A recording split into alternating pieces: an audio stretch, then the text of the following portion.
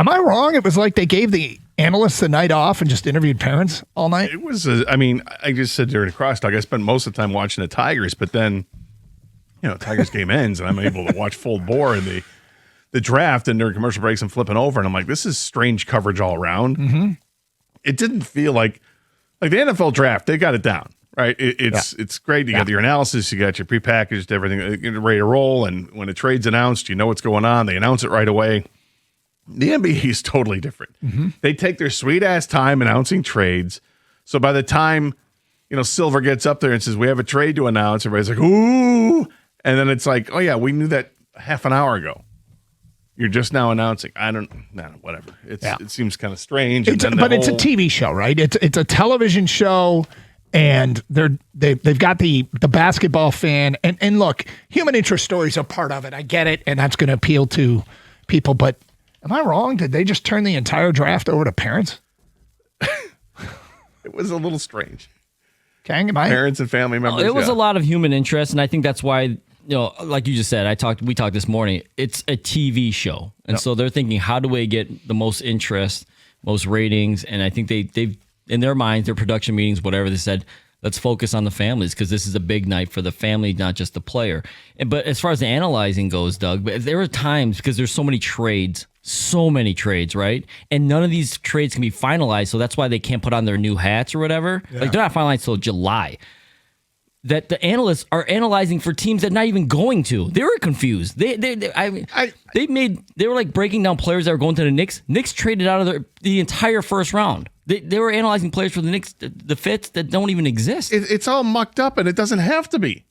The NFL doesn't muck it up like that. Just figure it out. No, it's because they can't be finalized until July. But why? Because there's a date. Yes. Somebody edicts the date. I mean, change it. Right. Change it to make it. It's not hard. Less confusing. I know. I mean, it's really not that difficult to do. Almost like change the date or something. And they do eventually announce it. Like I said, it's just a half an hour later when they make it official. But he also says it's not till finalized until July. Yeah, but it's just dumb. And that's why they can't, Okorie can't put on a Pistons hat. Because he wasn't drafted by the Pistons. And he doesn't belong to the Pistons yet. Well, they were doing interviews on ESPN radio and telling guys they've been traded. Yeah. You don't need that hat anymore. Right. You're talking to somebody. So who are you on the phone with? Oh, Milwaukee. I was just talking to Milwaukee. Well, are you allowed to say that? I mean, you're part of the big Giannis trade. Are you allowed to say you're talking to Milwaukee? Or are you supposed to say, I was on the horn of Miami? I mean, Miami. I think that we... I don't know how cynical we are, but I'm like, if you ever wondered what Caleb Wilson's mom looked like, now we know. What Darius Acuff, like all the parents that were up there, it was just like, huh. They only talked to one of them. Well, and I mean, because you got two people sitting there on the couch with the player. Put the mic up next to their mouth. Right. They're like, hey, up here. Yeah. And I'm like, they're not media savvy. Don't put them on. Hey, look, for me, it's like, it's cool. I wanted more analysis of the picks, and I wanted to know more about the trades. Not going to lie, I was a big fan of Keaton Wagler's mom, though. Okay. Oh, yeah. Should I Google that? I mean, you might have been watching Tigers at the time, so. I may have been. Yeah. 97.1. Just saying. Yeah, well, Canadian kid, right? He's Canadian kid, right? Keaton Wagler? Or am I wrong? Hello, Jennifer. Yeah. All right, there we go.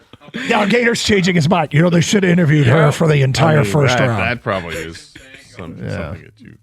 Let's get some insight. Anyway, look, with that said, all we're doing is bitching about something we didn't want to see more of. So what'd you think? Abuka Okorie.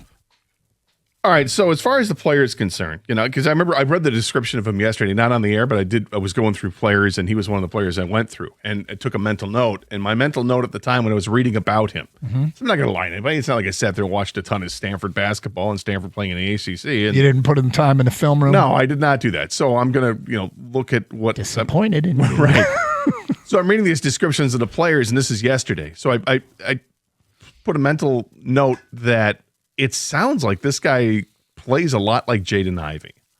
Well, that was my initial thought because hearing a guy who attacks the rim, has good handles, he can shoot from the outside a little bit, creates his own shot. When he led the ACC in scoring with 23 points a game, and that's the ACC. I mean that's kind of impressive. And there are things he's got to work on. Fair enough, but it sounds like this guy could be an instant scorer when he steps onto the floor and is wicked fast. And that's what I thought when I used to watch Jaden Ivey play at Purdue. I'm like, oh, this guy is so fast. Up and down the floor. Yeah, and to another extent, kind of like it's why I like De'Aaron Fox back before this playoff. But De'Aaron Fox is wicked fast, and I love that about players that they're particularly if they're fearless too. And this guy seemed like he was fearless getting to the rack. So I'm like, okay, are they taking another swing at a Jaden Ivey type player? And I'm fine with that. Here's what I like about it. Okay, what I like is that the general manager is going out there and he's showing conviction for the player that he wants, right or wrong. Okay, the time is going to let us know if this guy's worth it or not. But what I like is a general manager that's going to tell everybody, I don't care what anybody says, I need to go get this guy, and I'm going to go get him. It's going to be costly. Here's 3 second-round picks. I know lots of people think second-round picks don't matter, but 3 is a lot to move up 4 spots. Whatever. He did it. He didn't want to wait for him to fall to him at 21 and risk losing him. He said, screw it, I'm getting him now. So I give Trajan Langdon credit for doing that. Now, it may end up being the wrong decision, and that could be his undoing. Like, great, he had conviction for a guy that sucked. I hope that's not the case. Again, I for me, it's a comp to Ivey, and hopefully it's a good thing if he can stay healthy. Because if Ivey stayed healthy, we'd have a different story. But he didn't, and he couldn't. So what does this guy do moving forward? Hopefully it's a lot of instant offense, because it sounds like that's exactly what it is. He creates his own shot and creates shots for others because, I kept reading different comments from different people. He touches the paint. He's always in the paint. Okay, great. If he lives up to the scouting report, he's going to be great for this team. Yeah. And that's the question is, will he live up to the scouting report? Look, they had conviction for Ron Holland, who has been a contributor, but not a heavy contributor in the last couple of years. They had conviction and some, let's face it, Chaz Lanier was a second-round pick, but there was some analysis that Chaz Lanier could be a difference maker, and, he played half the games in the regular season and really, obviously not much in the post. I think he made a postseason appearance, but the bottom line here is it's a player with a high upside. And when you read the scouting report, and we'll go through all that, the way that he fits could be fantastic. It's just a question of, is this guy truly one of those great sleepers who was undervalued out of high school, high IQ player, was on his way to Harvard, Stanford discovered him, gave him a chance, and he goes to Stanford and he explodes. And, quick riser, suddenly he's in the draft, and now the Pistons got an 18-year-old that, had he stayed in college, would he be a lottery pick in the next couple of years? If they, the way that's trending, it feels like they got in early on a future lottery pick at 17. And, time will tell.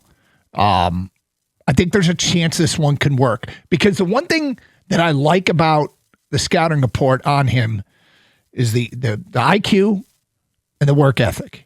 And I feel like when you put those two things together, what you're likely to get is a player's ceiling.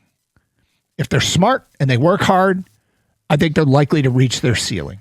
If they got basketball smarts and you work hard, whatever you can possibly be, you will likely be, barring you don't have your career derailed by injuries. Yeah, and one of the good things about him that he has to work on, one of the things is it's a fun thing to work on. He wants to be a better three-point shooter. Shot 35% beyond the arc, and he said, I got to work on that part of the game. I'm going to spend all summer in the gym. Mm-hmm. That's awesome. If you're a player and that's what you're working on to improve from being 35%, 35% isn't great, but it's not bad. No. It's a pretty good base for a 19-year-old. He still has room to grow. He's got great length. He's got a wingspan of a guy who's 6'8", and he's just under 6'2". So is he undersized? Yeah, but lightning quick. There are plenty of guys like that in the NBA that can make up for it if you have other special qualities. Seems like his game IQ, his wingspan, and his quickness can help make up for his lack of size. But we'll get into who he is as a player as the show goes on. The other thing is, we had a Twitter question this morning. If you follow us on Twitter, @DougAndGator971, you perhaps saw it. We'll take your votes. There's two things. This is a two-pronged question. One is you have multiple choice, and the other is an essay question, Gator. Oh, an essay. Yeah. the pick of Abuka Okorie. Do you approve of the draft pick? That's the multiple choice. You can vote yes or no. Yes, I approve. No, I do not approve. It's pretty simple. Go vote at DuncanGator971 on Twitter. But here's the essay part. What would you like the next move to be? A trade or a free agent signing? And if you come up with a trade, give us some parameters of a trade. It's great to say trade for Steph Curry. I don't know why I chose Steph Curry, but I did. Okay, how are you getting Steph Curry? Yeah, how are we getting Steph Curry? I'm not sure. Trade for Ja Morant. He's available. 248-539-9797. So go vote. And what would you like the next move to be? If you don't like typing out your essay answer, that's why we have the phones. And you can just call us and tell us what would you like the next move to be. So do you approve of the pick? And what's the next move? 248-539-9797. It's Karsch and Anderson here on a Wednesday following the first round of the draft. The always exciting second round coming up tonight. I'm glad they split these into 2 days. Yeah. Very, very happy about that. Vote, comment, Karsch and Anderson, 97.1.